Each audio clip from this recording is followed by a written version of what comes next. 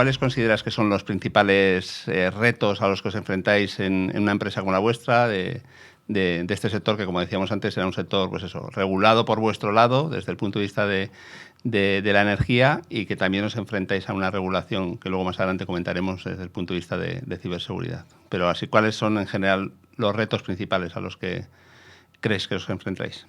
Nosotros al final somos una energética muy enfocada en España en toda esa parte de los servicios de energía en el cliente final, es decir, dentro de una fábrica de un cliente, dentro de lo que es la vía pública, dentro de los edificios de los clientes, y eso implica que al final la gestión de la ciberseguridad tiene muchísima variedad, también por la tipología de servicios. Es decir, tienes que pensar en el centro de generación tradicional, en donde tú al final dispones de la instalación, la puedes cercar, la puedes securizar, pero luego tienes instalaciones que están en el tejado de tu cliente, tienes instalaciones que están en el medio de la vía pública, y al final tienes que construir un sistema que soporte y apoye toda esa diversidad de servicios. Y obviamente las medidas que puedes hacer en la vía pública pues están muy limitadas. Dentro del cliente te tienes que adaptar a los propios requisitos del cliente y por lo tanto requiere una flexibilidad y una adaptación constante, y eso al final es el mayor reto. Bueno, por ahí va un poquito también mi próxima pregunta, ¿no? Que al final lo que quería comentar. Claro, lógicamente entramos en un mundo más digitalizado, todo al final está digitalizado, y eso lógicamente en este ambiente que comentas tan diverso, pues lógicamente la superficie de ataque se amplía casi hasta el infinito, ¿no? Entonces eso os afecta. Entiendo que toda la digitalización, vosotros en realidad es un negocio muy digital, todo lo que tenéis, vuestra superficie de ataque es muy grande, ¿no? Exacto. O sea, nosotros además somos una empresa en donde la parte, sobre todo lo que es toda la parte de IT, o sea, toda la parte de IoT, al final los activos tú tienes que monitorizarlos, tienes que obtener información. Eso te permite mejorar el cómo gestionar los activos, reducir su energía, pero para eso necesitas información, y esa información al final está en miles de dispositivos, en cientos de miles de dispositivos que están en cada punto del país, y los tienes, pues eso,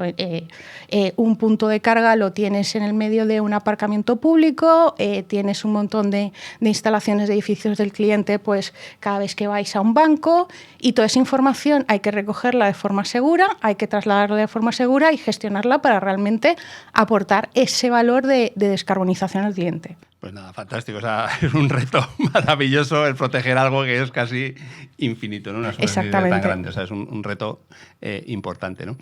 Y además sois parte de las infraestructuras críticas de este país, o en general de la Unión Europea, con la normativa que afecta a toda la parte de infraestructuras críticas, ¿no? ¿Cómo afrontáis este reto? ¿Cómo protegéis vuestras infraestructuras sabiendo que sois pues, una parte esencial del funcionamiento de un país? ¿Cómo podemos?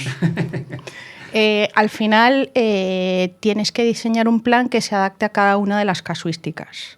Cuando tú tienes, y además tienes que adaptarte porque todo ese cambio que está teniendo el modelo de energía del país también hace que ya no puedas gestionarlo como lo hacías antes.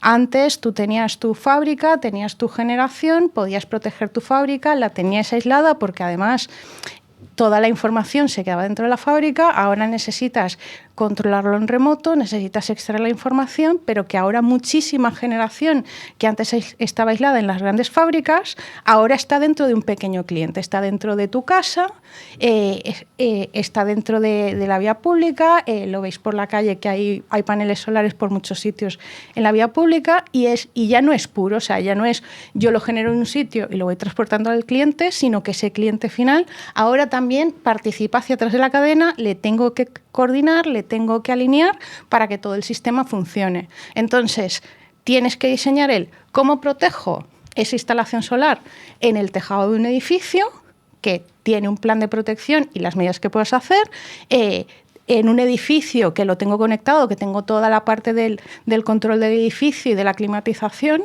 pues cómo lo conecto, cómo me aseguro de llevar los datos y proteger el dato del cliente, y luego tienes ya los más tradicionales de esa fábrica, en donde ya puedes montar sistemas más propios, más ad hoc. Entonces, al final es muchísima empatía, muchísima flexibilidad y muchísimo análisis del coste-beneficio para realmente mitigar esos riesgos de forma razonable. Involucrando casi a toda la cadena, ¿no? No nos queda más remedio, ¿no? Que cada vez hablamos más de la cadena de proveedores, la cadena de suministro, y al final sí, o sea, tenemos que estar todos involucrados, ¿no? Exacto. Y que además la generación de la energía es un sistema en tiempo real. Es decir, el cliente ya no es cliente consumidor. De hecho, en el sector le llamamos mucho el prosumidor, porque ya es productor. Entonces participa, tienes que regularle, tienes que integrarle. Tus proveedores están participando contigo y cualquier miembro de la cadena que falle es capaz de derrumbar todo el sistema. Con lo cual no vale que tú lo hagas bien. La gente que trabaja contigo lo tiene que hacer bien, tu cliente lo tiene que hacer bien. ¿Qué tipos de amenazas son las que más veis? Claro, a mí se me ocurren muchas desde el principio. O sea, el ransomware está en boca de todos, pero vosotros afrontáis otras un poco diferentes en vuestro sector, pues como pueda ser el tema de ataque a la propia generación de energía o a esa producción o cómo metes esa energía en el sistema, ¿no? Tenéis entiendo una serie de amenazas, aparte de las clásicas, diría yo, algunas también particulares, sí, ¿no? de vuestro sector. Sí, sobre todo dentro de lo que es el mundo de IoT o ese mundo OT, o sea, no tan tradicional de los dispositivos de campo, de los dispositivos de industria, nunca han tenido ese interés como tienen ahora, incluso por los propios ciberataques y por la propia geopolítica. Normalmente son infraestructuras que tradicionalmente tienes más descuidadas a nivel de ciberseguridad y, sin embargo, ahora son vectores de ataque por su propia debilidad, preferidos, porque es muchísimo más fácil atacar ese sensor que nadie se preocupa, que está conectado, que está abierto, que atacar el sistema protegido, el general, el tal. Entonces, toda esa parte de IoT está recibiendo muchísimos más ataques y al final es porque son más débiles.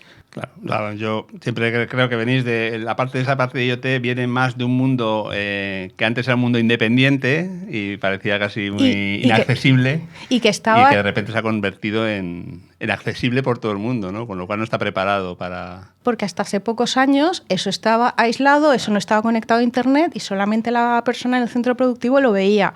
Ahora las ventajas de las nuevas tecnologías, las ventajas de la inteligencia artificial, lo que hacen es que tú quieras llevarte esos datos porque necesitas tratarlos, necesitas analizarlos para darles valor y de repente ya no están aislados.